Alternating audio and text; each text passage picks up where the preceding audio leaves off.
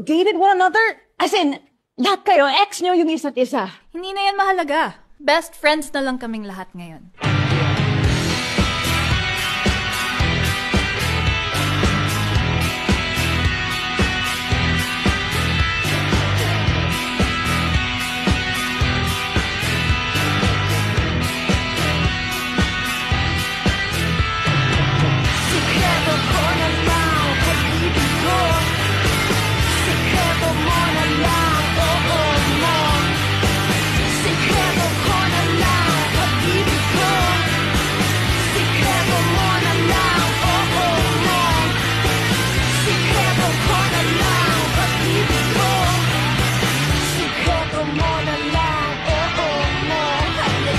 Uwi na ako.